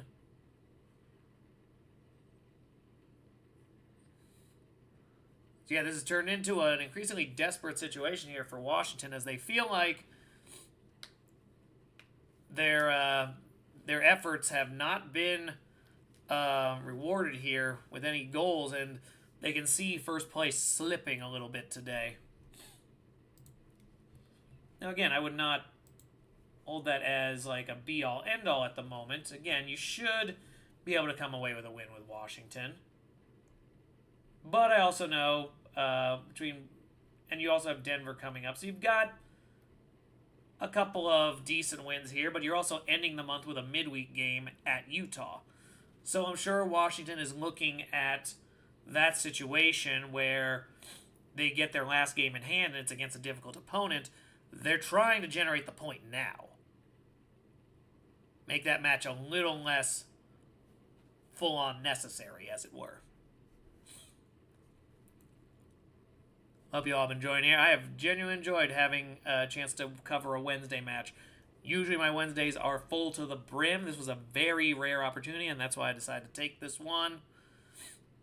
I'm also very grateful that there was a bunch of ceremony for this City Field matchup because it gave me some time to work through the new configurations with the model, work on the backgrounds. One thing I still haven't been able to do is get the, as you've seen, most likely the Be Right Back and the Starting Soon are all soccer themed now. That's for anything on this channel. I will still use the old ones when I do gaming streams. Haven't gotten to do those in a minute, but I've been looking forward to getting back to that. But yeah, this background and like the train and the taverns are going to stick to the gaming streams. And anything we do live on this channel, we'll get the soccer stadium streams, and also I'll be going from that background as well. All right, 88 minutes gone here. Washington with the ball a lot more frequently here, as they've been trying to generate more opportunities. Here's a chance from the backfield. They kick it up forward. This could be a chance at a shot. Ball comes up, goes over the goalkeeper, but it goes long. Another chance, though. The ball did not go out of bounds, but the kick goes in a direction that was very easy to field, and that is shut down by Berger.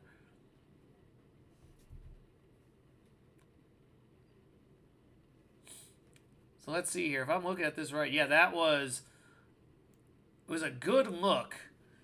Was able to get it over, but it curved, and not to mention, even if it, I'm not sure if it had curved that it wouldn't have gone off the keeper, because it did curve around her arm. So here's a chance from a deflection, trying to get it back in, trying to make a play happen. Here's a header, and stuffed by Berger again. 89-20. We're in the 90th and final minute before they start recording injury time. So let's see how this ends up going.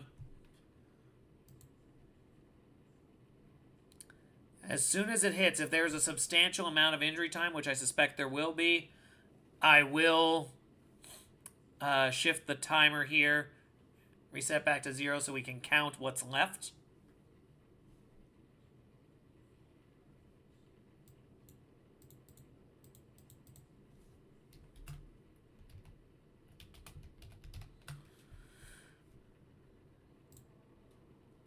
There you go. There's the 90. Ball went very high and easily fielded by Berger, who's dribbling the ball, taking control until the pressure comes in, then picking it up. It's going to be 7 minutes added. So I am going to let the timer go here.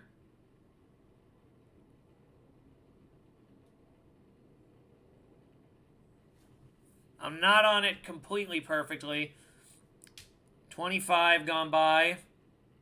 So it's about a second and a half. Not too bad, though. So that is this is the injury time. We have already used the 90 minutes. So at this point, it's just adding the 7. We'll see what happens here as Gotham attempts to hold off Washington and steal a full 3 points from the team ranked above them.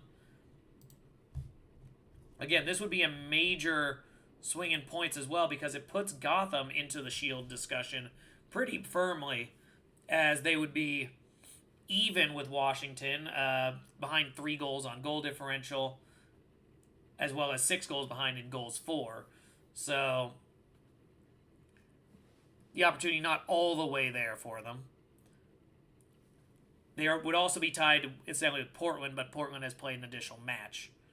And San Diego would remain in first place at 28 points, but there would be a match in hand for both Washington and Gotham. Washington takes a shot from the distance.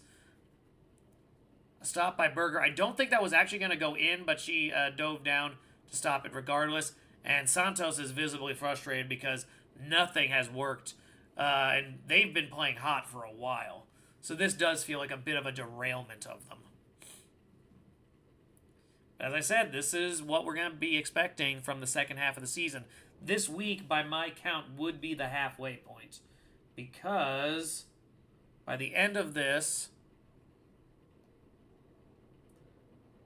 1, 2, 3, 4 teams would have 16, so they'd be past halfway.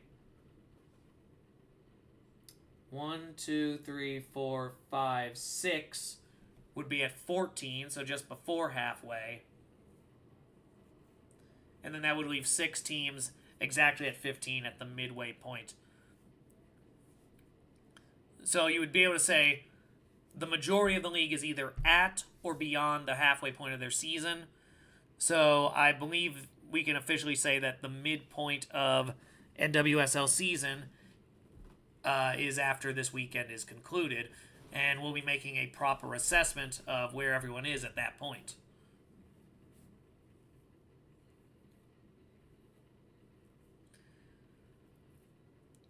Three minutes gone so far now. Gotham in control of the ball at the moment. Though they are playing fairly defensively, they do have to give up the ball there. They did pull someone down. That is a foul. So free kick to Washington. Once again, the pressure is going to be mounted. Will this be sufficient? Now, I did mention, by the way, this is the most people for an NWSL match in a baseball stadium. It is not the most overall. Mile High Stadium set that record with a... by my count, that would be a 97% full stadium. They had 63,000 in that stadium, a little over. So here's another opportunity. Here's a chance at a shot. 2 shots taken, bounce off the keeper both times in rapid succession. And nothing doing. The attacks. Here's another one! The ball was going out and another shot was fired from outside the box. And Berger had to make 2 close range stops and then a diving stop to send it out. And she's actually down. I don't think her muscles were expecting to have to make that sudden attack. But here was a really good one off of the first one. She knocks down with her arms. The rebound shot, she kicks away with her legs. The ball is cleared, or so it seemed.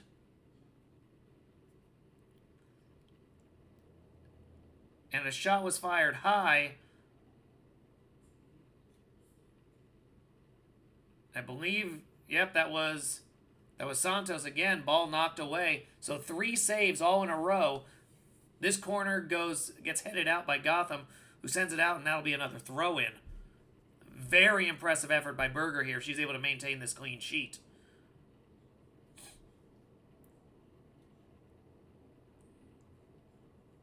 And that should be a goal kick here. 5 minutes gone out of the 7. Still a lot of football we played here. It seems like, even with that little amount of time, opportunities galore for the Washington Spirit as they try to level this game. We are getting to the point, though, that it's so late in the game that an equalizer pretty much guarantees a draw. There won't be time to respond. And here's another chance here. A lot of 50-50. This is going to end up down in a Washington foot. It's a throw-in, so here comes the throw. Will this be a possession for Washington? A lot of pressure by the defense to not allow that to happen. But there's 2 Washington jerseys, forcing them to throw it out. This will be a throw-in. So the Spirit get a chance to throw it into the box, I think. Ball is kicked out again. This will be another throw-in for Washington. 6 minutes gone. This time the ball is in their possession. Ball in the box here. Ball is forced out. Now we see McIver now making plays well outside of her spot. She was near the center circle at that point. And we got a free kick coming. This could be Washington's last real sustained chance at an attack here. We're already past the halfway point of the 97th minute. And it's going to be McIver doing the kick, so a lot of the other players rushing in.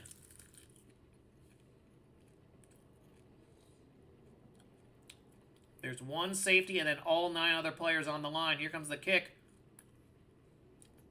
Goes into the air. Still in the possession of Washington. Are they going to blow it? Not yet. Stays with Gotham. No, now it's fought for. And that's going to be a free kick for Washington because of a handball.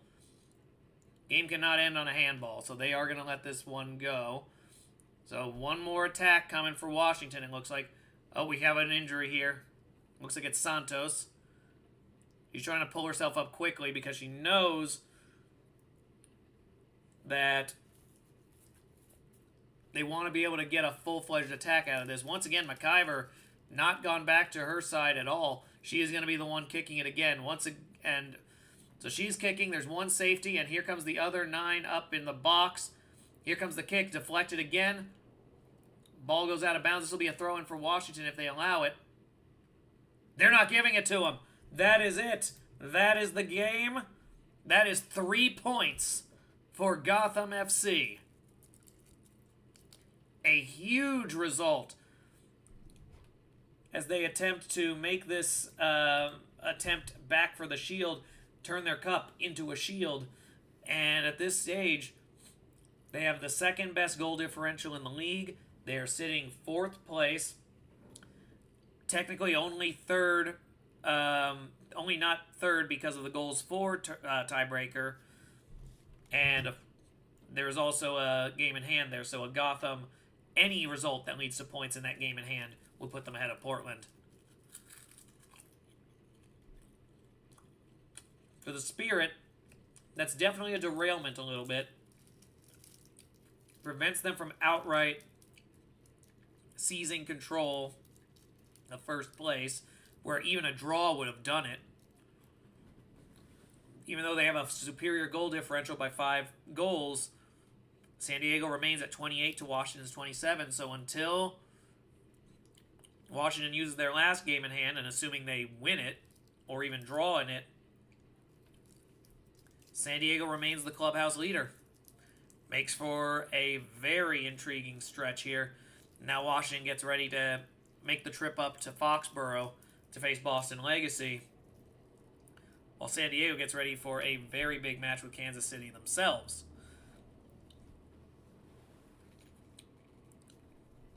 And again, as for Gotham, very good game coming up with Seattle, who is trying to get themselves back into the playoff picture.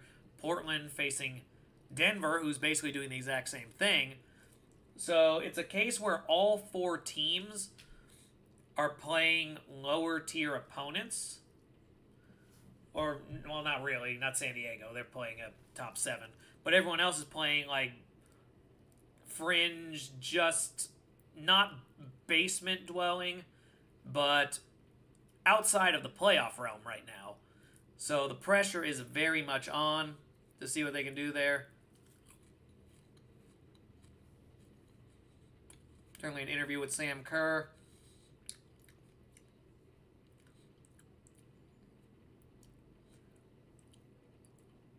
Obviously, there was a big one there because getting her over from England was quite the coup for Gotham. That is a big moment for them. They absolutely needed that offensive talent.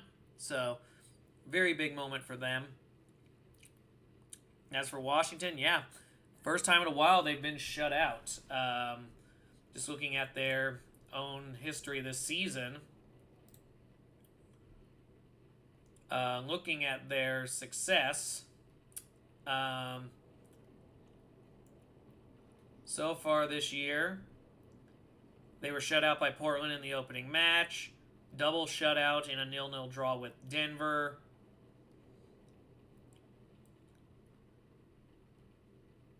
and this one. So it's been, as I said, it's been a minute. They had not been shut out since before the first break, March 28th. So that really bad opening stretch where they were just struggling with everyone. The loss to Portland, draw here, draw against Louisville, draw against Utah. Like, that entire first month was just a walking nightmare for Washington. But yeah, this was their first draw for a defeat since opening day.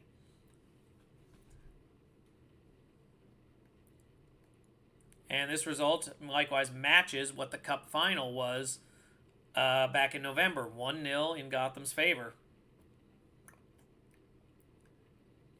Yeah, for some reason, yeah, just Washington has had some issues in the big spots. When they were in the Champions Cup for CONCACAF, they struggled with Pachuca, managed only a 1-0 victory in the semis before going against Club America in the final and giving up 5 goals. So, yeah, there is definitely something in a big spot that's off for Washington Spirit, and I'm curious what that is. Because clearly they are a very successful team, but what is it about these really big spots and with certain matchups specifically that's giving them trouble? Something to ponder. If I come up with some theories, I'm sure I will let you know. But for the time being, that concludes our run here. It is now well past the 2-hour mark, so then I will be back on Thursday to go over the 2 matches today. I will also have a preview on Friday for Angel City. And then from there, we should be back to normal schedule from there. I do believe I will be able to do that double header. So look forward to that. Until then, I'm hoping you all will watch that over seeing France and England sleepwalk their way through a bronze medal game. But anyway, as for now, enjoy your football. Enjoy whatever matches you choose to watch. And go Angels.